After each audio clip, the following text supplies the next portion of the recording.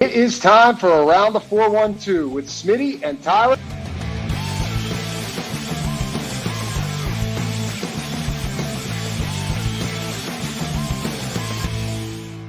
Welcome back to another episode of Around the 412. I am Tyler. With me, as always, is my co-host Smitty. Follow us on all of our social medias at Around the 412. If you haven't checked us out over there already, go follow us on YouTube, subscribe to the channel, hit the notification bell so you never miss a video. And whether you're listening on the listening platforms or over on YouTube, check out the description of the shows. We've got several links to all of our great sponsors. But at the top, for only a couple more weeks, it's coming up super quick. Seems like the time is flying by. It's year 7 of Rocking Around the 412.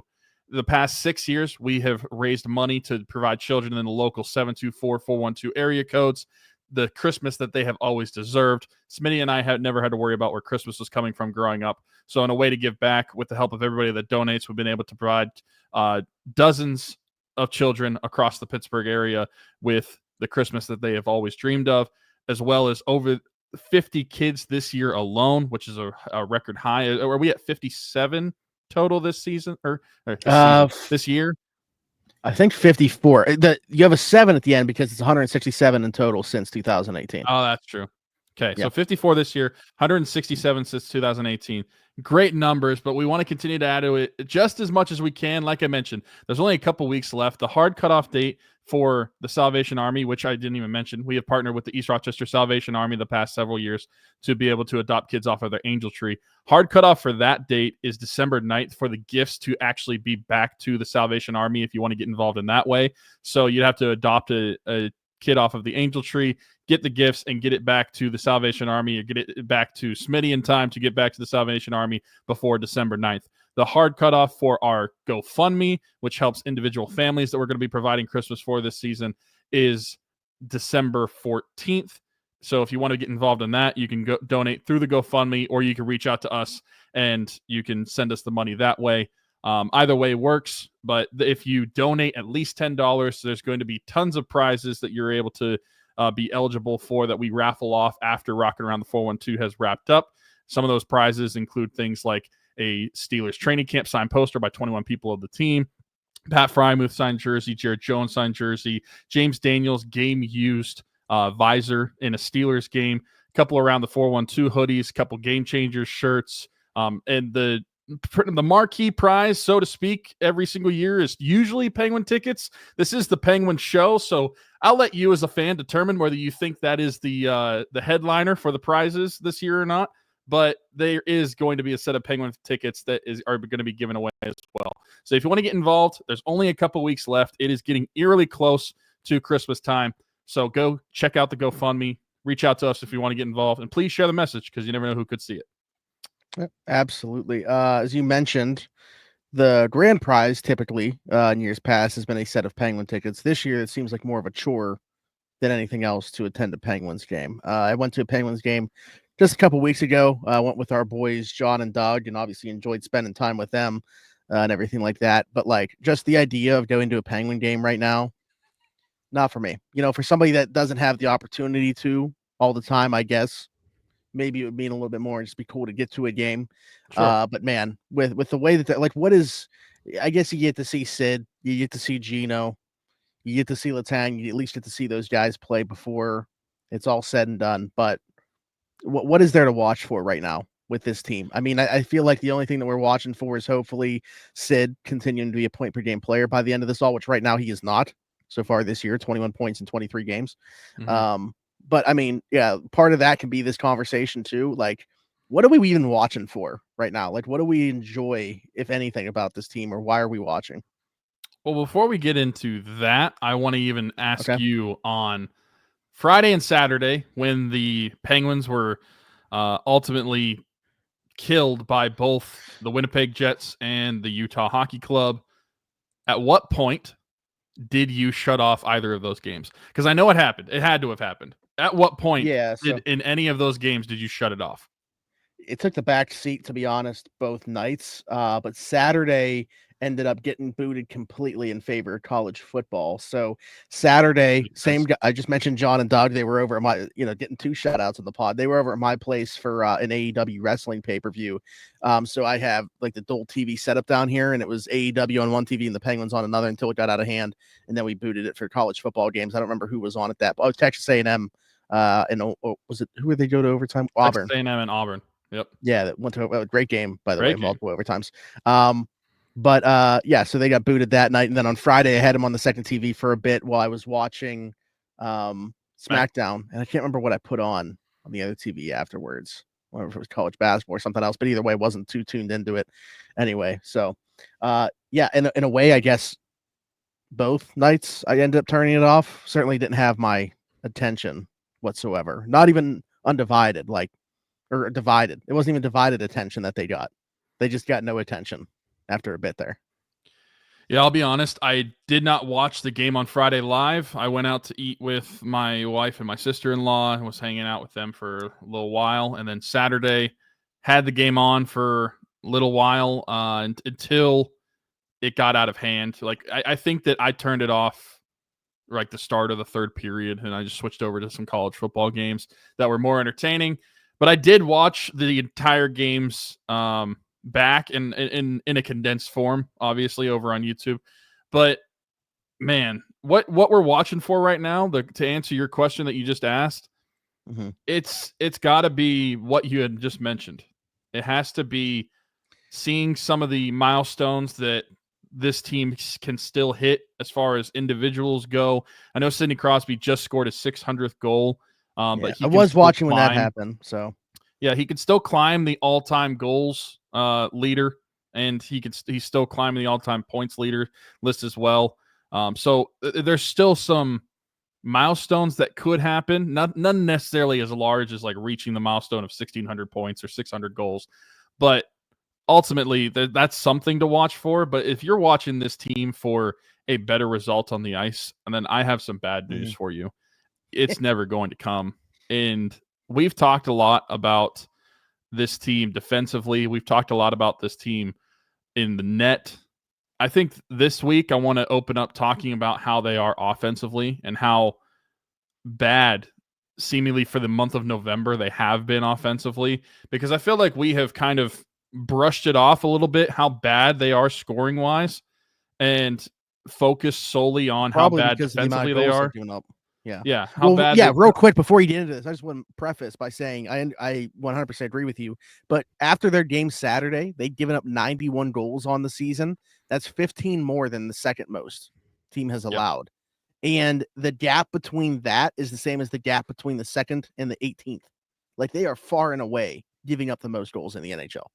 Yeah, and there's definitely a combination of that. I mean, you have the team that is very bad defensively, and like I mentioned, we've spent a lot of time talking about how bad defensively they are, especially the last couple of weeks, and then we've spent a lot of time talking about the goaltending that you have right now between Tristan Jarry, Alex Nedeljkovic.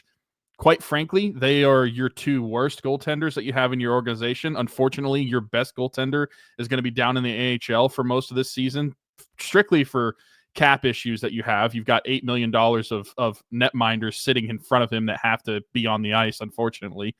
And all things considered, it's probably better for him to be playing in front of a better unit than what you have in Pittsburgh right now.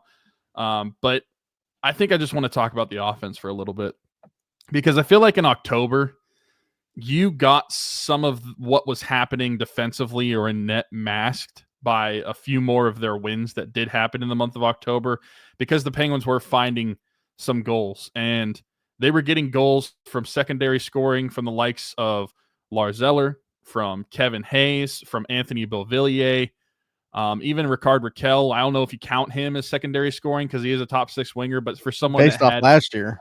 Yeah, based off last year, someone that had the cold streak that he did, he had a hot start in October, and now you are seemingly having a drought from almost everybody in your lineup.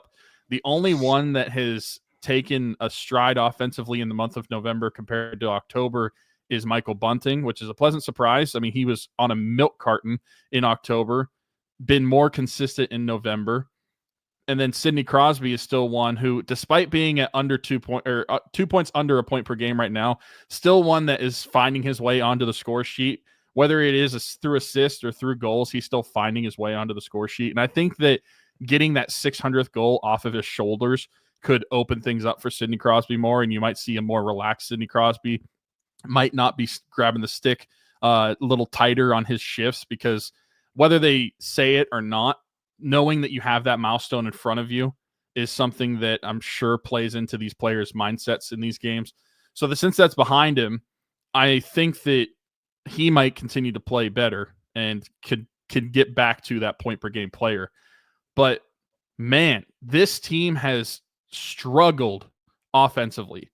5-on-5, they are one of the worst teams in the NHL right now offensively. At goals for above expected, they are negative 16.5. They are scoring 16.5 goals less than what the statistics say they should. Their PDO, which basically, if you're not familiar with PDO, and some people say PDO is not a stat that you really should go off of a ton, but they are second worst in the NHL, 96.18. And quick summary of PDO is basically your shooting percentage plus the save percentage essentially goes to the sense of puck luck for the team. It's a better team stat than it is an individual stat. And so that's why I'm using it here. The Penguins, not only are they not shooting well, they are unlucky on the ice. And their shooting percentage when it comes to shots on goal is fourth in the NHL right now at 6.96%. I don't think this team could be any worse offensively than they've shown in the month of November. And maybe that's taking it a stretch. But they have been very putrid. The secondary scoring has gone away. Lars Eller is gone, so you're not getting it from him. Kevin Hayes has cooled off. You haven't gotten the scoring from Rickard Rakell. Malkin has cooled off immensely. He's got like one goal in his last 18 games. And I think they consider putting him back on Sid's wing, to be honest with you. I think that's not a bad idea. I mean, I don't know.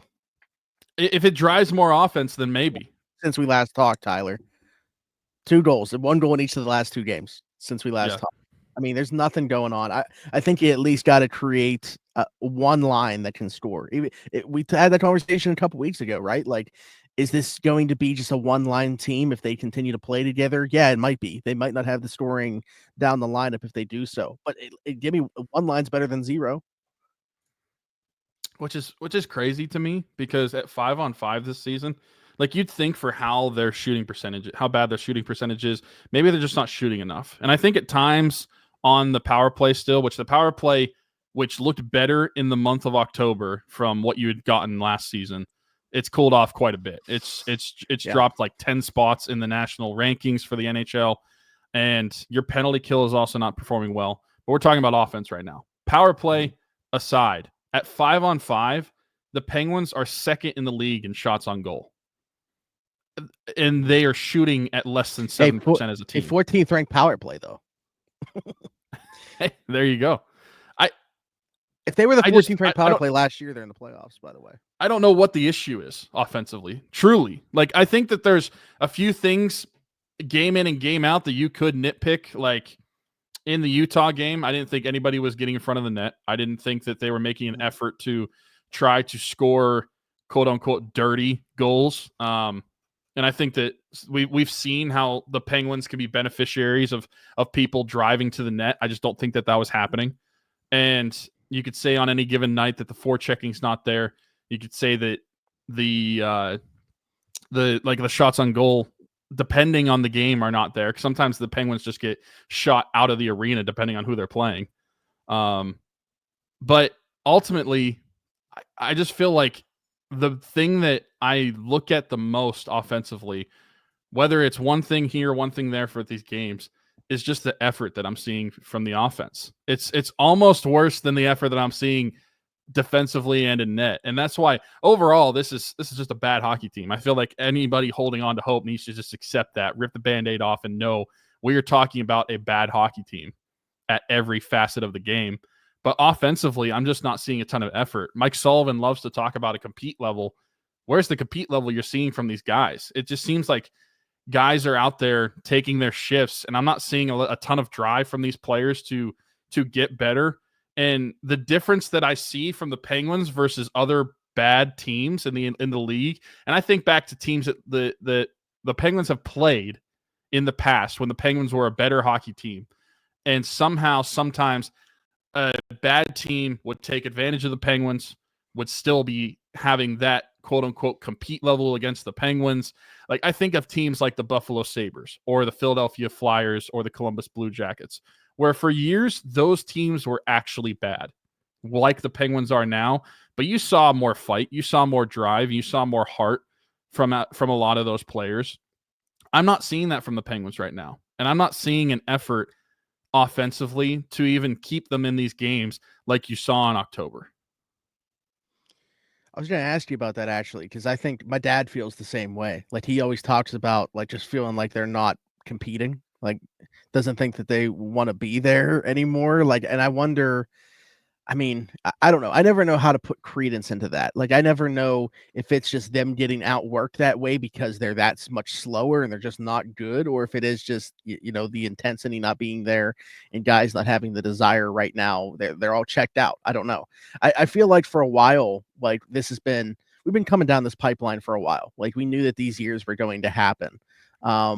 And even though they didn't make the playoffs the last 2 years, they were still like in the mix till the end of the season. This year, obviously, much earlier, it seems like they're out of the mix. Like, this steadily was, you trade somebody like Jake Gensel, and then, like, he's not replaced. Like, they didn't bring in anybody that was going to play on Sid's wing that could replicate that. Anthony freaking Beauvillier was the opening night player in that spot. I mean, if you trade somebody like Jake Gensel and they're replaced by that's not a game changer. What's going on, everybody? Smitty from Around the 412, and I just want to take a quick second to give a shout out to our folks at Game Changers. Their logo on the screen right now, right above my microphone. Over 2,000 different designs in their catalog. Luxury heavyweight material. I am wearing one of their shirts right now. Best vintage t-shirts in the game. Head over to gamechanger.la or pick6.la to pick up some shirts. And guess what? Use code AT412. Save yourself $10 on your order every single time. Again, gamechanger.la or pick6.la. Best vintage t-shirts in the game. Check them out. And I don't think that you or my dad are necessarily wrong. I don't know how to evaluate that, I guess, is what I'm saying. Like, does it just look that way? Like, they're not competing because they are that slow and they're that much worse than their competition? Or are they legitimately not? Are they that checked out already at this point in the season? And if that's the case, like, regardless of what the results say, like, they're obviously the results aren't good as well. But, like, if they're out there not competing for their coach either, what are we doing? Yeah, and I know that we are going to have this conversation about Mike Sullivan for the rest of the season. Ultimately, I think I've gotten to the point where I am succumbed to the opinion. I shouldn't say the fact, but the opinion that I just don't think he's going to be moved on from this season. I think that he's going to survive the greater part of this season, if not the whole thing, and we're just going to ride this out the way that it is. And I think that it is hard to evaluate a player and whether they are actually giving 100% effort or not. You never know if they're just being outclassed by their opponent. But it's tough to know that if I know this Penguins team is bad, and you know it, and fans everywhere know it, I mean, the players on the team got to realize that they are not bad, or that they're bad. The team is bad. Maybe not individuals, but the team itself, the way it's constructed, is not a good hockey team. I feel like they have to realize that. For those guys, like, how many guys in that locker room have even been on a team like this? Like, I know the Penguins have had a lot of turnover. So, like, Erik Karlsson's been through this in San Jose, obviously. I'm trying to think of, not that Beauvillier is like a key piece, but I'm going back through the teams that he's played on. I don't know if those Islanders or Vancouver teams were like this bad. Michael Bunting, has he ever been on a team that was this bad? Obviously, No, Brian Rust hasn't. Toronto and Carolina. Yeah, Brian Rust Raquel hasn't. with the Ducks probably was. Yeah. Like, I'm just curious as to what those guys. I don't know how, to be honest, I don't know how old Blake Lizotte is, but he was on Kings for a little while. Maybe he was on one that was pretty bad. But there's probably not a good sense in that locker room right now that they can do a lot to salvage this season. And I hate saying that being towards the end of November, but it's true. You're over a quarter of the way through the season. You've played 23 games so far. I feel like that's enough games to really evaluate where you're at as a team. And it's not good. If you want to compare it to a prior Penguin season in 2015, and I bring that one up because so many people want to talk about firing Mike Sullivan. Well, the season that he was hired after firing Mike Johnston, the Penguins had more points through 23 games than they did right now. They had 26 points in 23 games in 2015. They have 18 points in 23 games right now. They had so much of a better start. And while they did start to lose more games along the road, I'm not seeing how this team is going to make up for those losses that the team had in 2015 to get a better start through 40 games of the season. I just don't see it. I think that this team kind of needs to look itself in the face and realize who they are. And I know that that's tough to do as a team because you're going to continue to fight every single night on the ice. And maybe I don't expect that from the players, but I expect it from the franchise. I expect Kyle Dubas to know that this team is not good. This team is not going anywhere. And it's time to close up shop and start selling off some pieces for this team and building for the future. So you're talking about selling off pieces. I wanted to bring up, so they did make an acquisition, like bringing in a piece. Yes, they did. A trade that was made. Originally, the pick that we traded or got in the Chad Ruhwedel trade with the New York Rangers, a 2027 fourth going to the Nashville Predators for Phillipp Tommasino. I don't necessarily have 2027 fourth round, but like even if the Penguins aren't good right now, I don't necessarily have an issue with them making that trade. I know people were like, what are the Penguins doing being buyer? Like, this is not a buyer's trade. If you call this being a buyer, you don't know who Thomas or Phillipp Tommasino is. He has had, if you want to equate it to a Penguins player, he has had a slightly better career than what Sam Poulin has in the Penguins organization. His rookie year, he played in 76 games, but since then, in the next 3 seasons of his career, he's only appeared in 82 games, I believe, combined. And so he's had more of a cup of coffee than Sam Poulin has at the NHL level, but still, in the same amount of he's games, got 23 goals and 71 points. Yeah, I don't think that if you give the same amount of time to someone like Sam Poulin, I don't think the numbers are going to be that far off. Like, and that's kind of how I view this. I don't think that this is a trade that moves the needle really at all. I think it is a low risk trade for the Penguins because you're only giving up a 2027 fourth round pick that wasn't your pick originally anyway, and you've only had it for a few months. I think that with Phillipp Tommasino, if he works out, great. He's going to be an RFA at the end of the year, and you can tender him a contract. But if he comes to the Penguins and plays in the AHL or NHL, wherever he's going to fit right away, doesn't do anything for you, you can just let him walk. This is a low-risk trade. I don't see it as the Penguins being buyers. I just don't think it's that type of impact of a trade. And I don't know that it's necessarily going to do anything to help them this year. Maybe it's a move that just to see if a change of scenery can help a 23-year-old out and find more footing at the NHL level. But I just don't think that this could be a move if people look at this and say, why are the Penguins adding? Why are the Penguins buying? I don't view it that way. I think that this is a low-risk trade to try to find some sort of piece that could potentially be on your team for the next few seasons. But if not, you can cut ties and just walk away at the end of the year. I think when you acquire a player like this for, a 2027 fourth round pick, again, I get it. The fourth round part may be high, but it's because you're pushing the years off. Like you said, the low risk part, absolutely true. But I'll be honest, I think there's something there with Tommasino. I would try him in the top 6. I would let him occupy the spot that Beauvillier's had. I get, though, maybe you're trying to inflate Beauvillier's stats to trade him. So from that aspect, I get it. But I think Tommasino has a shot to be a middle 6 forward for this group going forward. I think there is something in the tank that's there that hasn't been tapped into. quite yet. Whether it gets tapped into in Pittsburgh, I'm not sure. But I think when you make a move like this, they've probably had their eyes on him for quite a bit and realized that this is probably the time now to buy low on this player. So relatively high pedigree as well. I mean, he was a high draft pick for Nashville too. So we'll see. We'll see how it works out. The other one though, this is much more interesting. This was put out there this might not be the only trade that the Penguins are trying to pull off in terms of buying a player. Now, this one actually, you might consider them buyers if they go out and get David Jiricek from the Columbus Blue Jackets. They've had 5 or 6 teams apparently put out offers to them, depending on who or what you want to believe. One of those teams being the Pittsburgh Penguins. No idea what is on the table there. But this is very interesting. Former 6th overall pick has had some time in the NHL, was sent down to the AHL this year, and it just kind of seems like a foregone conclusion at this point that both sides are looking for a fresh start. No idea what has happened there. I don't know if this is like a situation with who was the goalie for the Predators that they traded?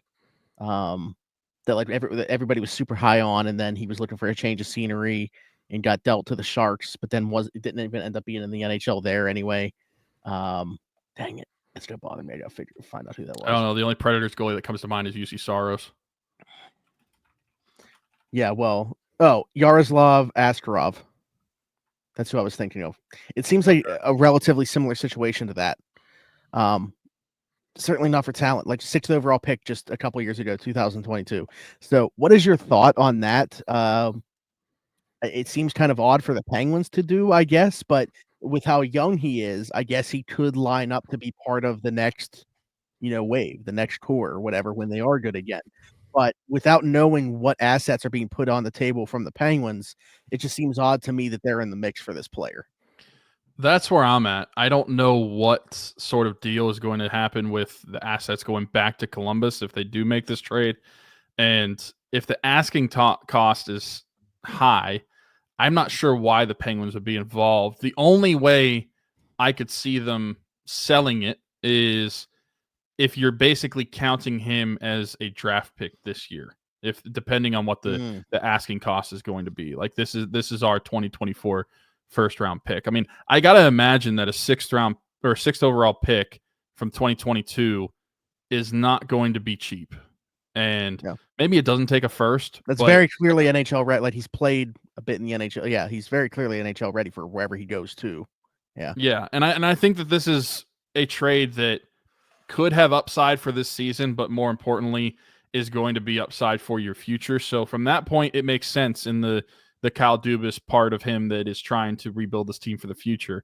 It's kind of like a Rucker McGroarty move that he made. But at the same time, are the Penguins the right team to be doing this type of trade? Like, should they be trading some of their assets?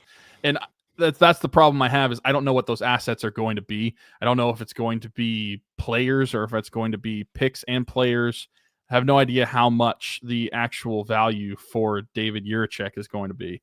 I think that I am intrigued by it for sure, just because of the future aspect of it. I mean, he's 20 years old. That's intriguing to me.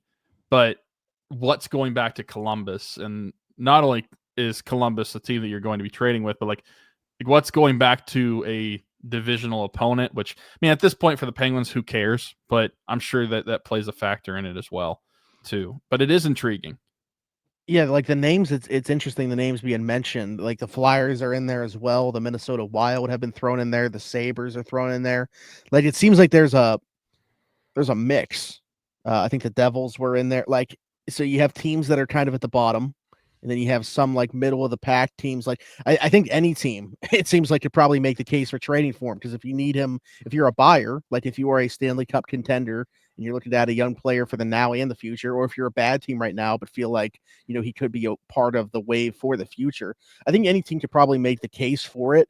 But yeah, the Penguins, with where they're at as a franchise right now, could you really sell the idea of trading a first round pick if that's what it took for this guy?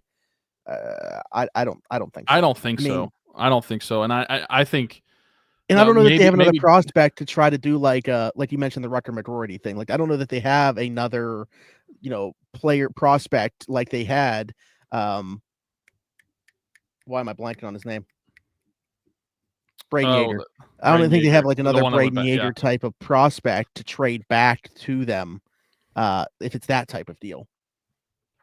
Yeah, I don't either. I mean, coming to mind, like maybe because of the season that he's had, like if you were just trading 1-for-1 prospect, which I don't think the Penguins should do, but like Tristan Brose has had a good year this year. Maybe that's someone that the Blue Jackets would be intrigued by, or maybe they just want another pick. I don't know. I think that I would not trade a first-round pick if that is what it's going to cost to get him. I don't think that Kyle Dubas is going to want to trade a first-round pick either. I think maybe you find him trading a second or third and maybe another player. I just don't. The first-round picks right now are too valuable to this franchise, looking at where they're at, and that's where I also want to ask the question. And this is moving on completely from Jiricek. So if you want to get anything with him, say it now. Now, there's only one more thing I want to bring up on the show. Maybe you're about to, but yeah, we can move on from him. Well, I just want to ask the question to you. Do you think it would be better or more beneficial as a franchise if they just openly were honest about the situation that they're in as a franchise and came out and talked about how they're going to be in a rebuild, so to speak, similar to what the New York Rangers did, putting out a statement, but just kind of being honest with the media, with the fans, everybody else? Do you think it's more beneficial for Kyle Dubas and the franchise to do that, or kind of be hush-hush about it, doing what they're doing right now? Because I gotta be real. There's no way that Dubas thinks this is a winner. There's no way that Dubas thinks that he could somehow salvage this season and make this team better. It would take so many assets to get out the door to bring in the talent that it would cost to come in and fix this team, at least for this season and even for future seasons. So do you think it would be more beneficial for them to just like outright say the state, kind of like a like just a status of the franchise, like a where they're sitting at and what they're looking at going forward? Or do you think that they should just continue to do what they're doing? I don't think it would be beneficial to do that, to put out a statement that way. I understand what you're saying, and like maybe there are certain people in the fan base that it would make it easy, like more easy to digest that way. But just from the point of operating a franchise, I don't think that you're doing yourself any favors in terms of negotiations for the players that you're going to sell off if teams know that that's the direction that you're for sure heading. So I think that they should be operating that way, but I wouldn't put out a statement that way. You know what I mean? Like, I just think as long as they understand, and Kyle Dubas hopefully does, where the direction where this franchise needs to go, that's good enough for me, because the actions are always going to mean more than the words. I don't care if he comes out and says it, as long as they continue to operate this way in terms of recouping draft picks, acquiring draft picks. The problem, honestly, that I've had more than anything else isn't necessarily on the front office side, unless this is a front office side of things that are also playing into this. Like, what are we doing? Like, as opposed to playing a guy like Pustin and we're putting him on waivers. Like, we really got to make sure that guys like Matt Nieto and Noel Achari and Kevin Hayes are getting ice time over young guys. Like, that's the issue that I have right now, is we're icing guys that we know for sure aren't part of the future, as opposed to guys that might be. So in that sense, they're not playing in a direction of looking towards the future, but I think the front office's mind is made up that that's the direction they're going. They're just not like icing the guys that make sense towards that. I don't know. It's weird. Yeah, and I think that they need to. I see no value in having guys like Nieto out there, having guys like Beauvillier out there, like unless you want to trade Beauvillier at the deadline, but or having guys like I think Achari that's out the there. idea with him, at least. So. And I get that, but at some point, I feel like it would be more beneficial to you to see what you can get out of these players with an extended look. And I think that this goes on the front office, but it also goes on Mike Sullivan and his coaching staff too. The amount of ice time that some of these young players have gotten this season, namely Puustinen, namely Sam Poulin, and Sam Poulin got sent down for Tommasino to make room. But ultimately, like, I would have kept Sam Poulin up and tried to see what you can get out of him, because it's make or break time from him. And with the current state of your team, what use is it to you by playing these veteran players that you know what they are? They're not going to improve you as a team. I would at least, it's kind of like we're talking about the Pirates right now, whenever they're struggling. I would at least find it more enjoyable from a fan perspective to watch some of these younger guys, whether they're playing poorly or they excel, to try to see what you can get out of them Try to see what they can be at the NHL level. And if you don't get anything out of them, that's fine. But you're not going to find out by either sitting them in the press box or sending them back down to the AHL. It drives me nuts that they are doing that for these older players. For to what end? To what end? These guys to just either be traded off or to be let go at the end of the season and right off into the sunset. Who cares? I would rather see the young players play. Yeah, I mean, obviously, I'm 100% agreement. I'll be honest, like, I feel like I have a pretty good idea that Sam Poland stinks, but like, oh yeah, I think he stinks too. Yeah. But when you've played like 15 games in the NHL, mm-hmm. I just don't think that the sample size is big enough to just. But meanwhile, call him off. Puustinen, like 20 points last year in less than 50 games. Like, to me, that's worth getting more of a look at. Like, I don't know. That's somebody that I thought should have opened the season on the roster. Yeah. Ponomarev, or however the hell you say it. He plays like a game. Yeah, he plays a game or two and then goes back down. I mean, it doesn't make sense how they're operating. And Kyle Dubas saying in the summer that he wants to play younger players doesn't look like it. It's just frustrating. Well, either that or they're not on the same page, coaching in front office. And that could be the case too. There's so many questions about how this team is operating right now. And also, I got to go back. I agree with you where I don't necessarily think it matters whether you say that you were rebuilding or not. I think that there is definitely a faction of the fan base that would probably be eased a little bit by that instead of thinking that this is a competitive hockey team and not accepting that they're just a bad hockey team. But overall, I don't think it necessarily benefits you in any way to say that, but I think that you need to start operating in a way that without saying it, you're saying it. I think that you need to see some of the guys like a Marcus. I'm waiting for a Marcus Pettersson trade. That is the one. That's the big fish for this season that I'm looking at to really tell me, oh, you're going all in. Marcus Pettersson for David Jiricek. There it is. That is the big one that really tells me that you were going full send into rebuild mode without actually saying it. Yeah, absolutely. I don't know. That's one of those things where the front office and coaching don't necessarily align, at least with maybe they do behind the scenes. And if Dubas is in favor of what's going on the ice right now too, in terms of the personnel playing, then that's obviously a problem too. But yeah, I don't know. I mean, for me, it's not going to cut it. Smitty from around the 412 here. And while I may not have much hair, the hair that I do have will not be cut by anybody besides Keek at Keek's Barbershop. My friend Christian Circle, been with us since day one. Keek's Barbershop, located 401 Burkitch Way, Suite 2 in Beaver, PA. Download the app, The Cut. Book an appointment with Christian today, or you can do walk-in with Tony or Ashley. But again, Keek's Barbershop, 401 Burkitch Way, Suite 2 in Beaver, PA. Go check them out. Old school vibe in there. Absolutely love it. Cannot recommend them enough. Wouldn't go anywhere else. Maybe I'll see you there. And then, honestly, this logo actually looks the best on the screen just because of the color scheme. Right above Tyler, Marcello Electric. Our friend Brandon Marcello recently launched his own electrical company serving in the Beaver, Allegheny, Lawrence, and Butler County areas, residential, commercial, and service calls. Feel free to reach out to him. There is the link down below in the description along with all of our other links. But again, Marcello Electric. Shout out to Brandon Marcello and Joe Marcello, brothers and now business partners. Very cool. Unlike us, which are not brothers, even though people have every single week on Steelers Saturday sit down, we are getting. Are you guys brothers? You guys could be twins. Are you guys related? Yeah. Something like that every single week. Yeah, never gets old, huh? But anyway, be sure to check out Boots, Brandon Marcello Electric, whatever you want to call them. It's a big leap to start your own company, so shout out to Boots. Anything else relating to the Penguins, though? No, they have a couple games. They have the Thanksgiving break.